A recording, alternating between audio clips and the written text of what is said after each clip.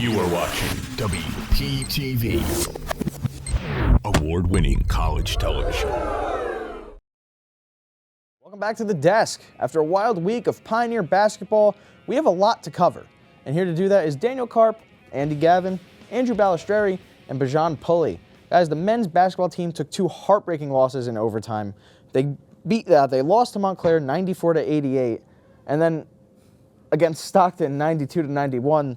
Despite those two losses, Despite those two losses, Tyreek Montgomery has definitely found his groove. Karp, take us through those two games of Tyreek. Yeah, absolutely. We talked a lot about him last week, but against Montclair State and Stockton, in 78 minutes, he put up 46 points with a free throw percentage of 76% and a three-point percentage of 39%. You know, we talk about Tyreek, how I said last week he's kind of lost it a little bit, but he's really seemed to find it back. We saw against Montclair, him and Mike Jackson from Montclair were trading threes back and forth. It was really nice to see them. It was really nice to see Tyreek get back in that groove. You know, in those tough-fought games, though, aside from Tyreek, Bijan, we'll go over to you. Which guy caught your eye in those two games? Man, I got to go with someone underrated. I got to go with David Martinez, the shooter. Despite struggling the game against Montclair on the road, against Stockton at home, he had 16 points, which was the third most on the team in that game, and he made 5 out of his 8 shots from deep. Him hitting his shots from deep is huge because players like Summers, Valentine, and Andre Wells are best getting to the rim and operating the mid-range area, and he's knocking down his shots from deep that opens up the floor and give them those driving lanes and those spots in the mid-range. Absolutely. I mean, he's looked great. I mean, in that tournament, not too long ago up in Mass, he was really, really good. Andy, going over to you. What about you? I'm going to say Andre Wells. I mean, Stockton, he had 19 points. Yeah, the well was not dry there. No. There's no way you just stole. That's what I said during the call. 7 rebounds, 5 assists against Stockton, and Rutgers Newark, 9 points, 7 rebounds, 5 assists. Almost my throat. But the well is not dry. It was wet as anything. I mean, he can drive to the rim, takes fouls, very good at the line. He's got hops. He's very athletic. He's very athletic going to the rim. And you can see it in his play for sure. And he's just physical, and he's only like 6'1", 6'2", 6 foot, and he plays like a big man. Taller than me. He is taller than you. Yeah. You're really short though. I'm 5'8", yeah. Yeah, you're. Oh, dog! Oh my God. Anyway, Pally, who's caught your eye? I'm going to go with Neff. Neff's he's been solid this year, man. I mean, against Montclair, he had 15 points. He shot 5 for 10.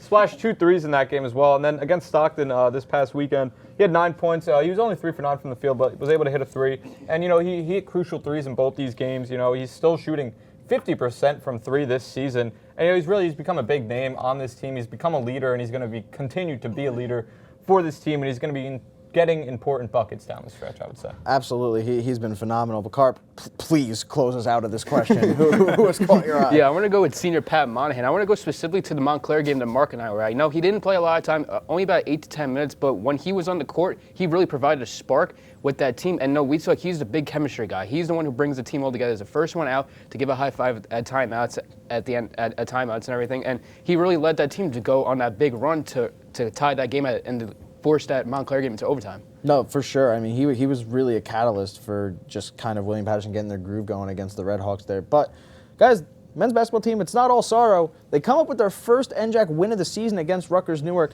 Bally, take us through this win. Yeah, we're going to take a look at the highlights from this one. It was a fun one. Started off with Tyreek Montgomery hitting a tough bucket from the mid-range. Then we see Sean Summers, a little step back mid. He gets that one to go. Tough one right there. Now we see Sean Summers doing it all, getting the rebound, going up and under for a tough little lay right there. Here we see Pat Monahan.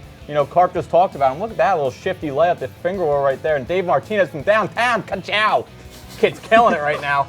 Cesar Silvestro, glad to see him back. A nice little pull-up from the mid-range. Here we are in the second half. We see Neftali Valentin for 3. Told you he was shooting 50%. That kid is cash this year. And not as cash as this guy, MJ Moncrief, splashing one from the corner.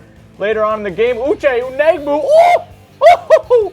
I know Gavin can't do that one, but Uche can do that all day. Here's Andre Wells throwing that one up, and we didn't see it. It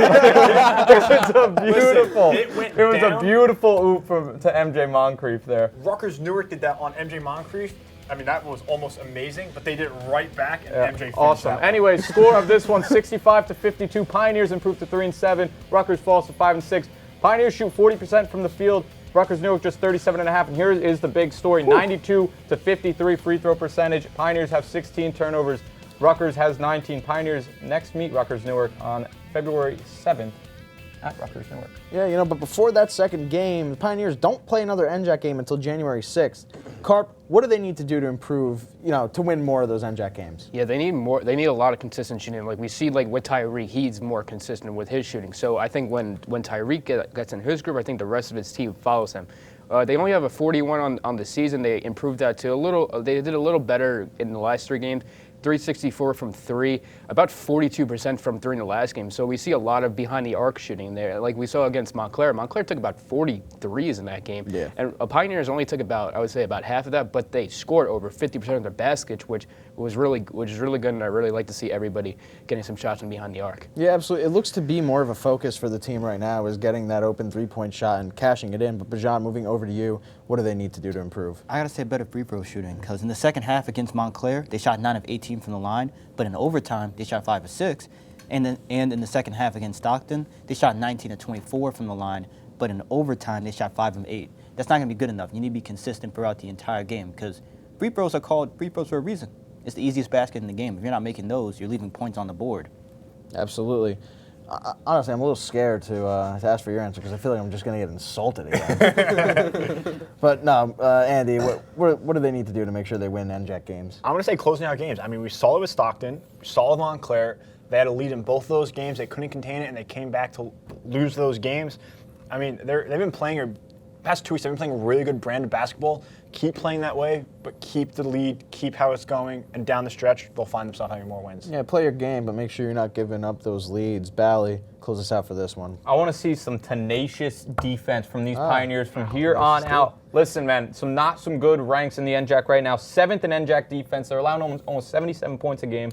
Opponents are shooting 45% on them. It's 9th in the NJAC. They're shooting 35% from 3. That's 7th in the NJAC. They're ranked 6th in rebounds, 8th in opponent rebounds, and they're last in assist to turnover ratio. I need better defense from these Pioneers if they want to make a run. Absolutely. But, moving from the men's team to the women's team now, they also suffered 2 overtime losses against Montclair and Stockton.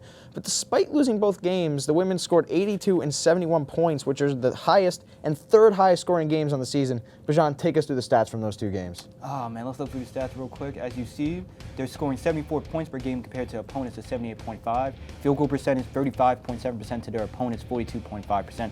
3-point percentage, 32.5% to a very good for their opponents, 39.3%. And turnovers per game, 16.5. Turnovers per game for the Pioneers, 17.5 for their opponents. Yeah, I mean, you look at those stats. I mean, the turnovers especially, it's crazy to see how evenly matched they really are. But, Bally, moving over to you, there's a lot of important games coming up. What game moving forward do you see as a must-win for the Pioneers? I got to go with NJCU. I mean, Jersey City, they kind of whooped them last time. The Pioneers lose 75 to 56, and Damaris Rodriguez went off. She had 27 points. She had 5 threes in that game. And listen, there's been times that they've held her in check before. I mean, last season we saw Vittoria Palladino and Yakira Rosa held her in check completely both games. And, this also was a game that Bree Smith had a rough shooting night. Madison Chiera had a bad night, and they weren't able to hit any threes against them. But NJCU, they're 4-2 in the conference right now. They've lost some tough games as of late. So I think the Pioneers definitely can get on the right groove against them, and they can steal a win.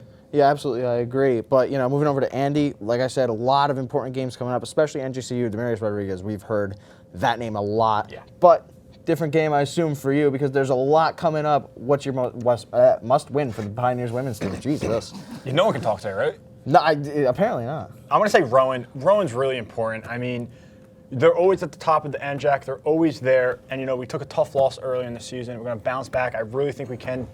But, Rowan's always big. And, they got out to that big lead, and they had that big lead all game. Later in the season, more NJAC games. And if you want to get into the NJAC championship, that's the type of team you have to beat. Absolutely. Bijan, over to you. What's a must-win for the Pioneers coming up? I got to go with Stockton. In their matchup last Saturday, they lost to Stockton in overtime, 75-71, so a close game, despite the Pioneers shooting 28% and below in both the first and fourth quarter and in overtime. Not to mention the best shooter from deep, Brianna Smith, shot 2 of 8 from deep that game. And we're all aware she's capable of going on a heater and hitting 4 or 5 shots from deep. So if she makes their shots from deep and they cut down the mistakes, they could easily win that game. I agree 100%. Daniel Karp, over to you. Closing us out for this. What is wrong with you? Are you good? You know what?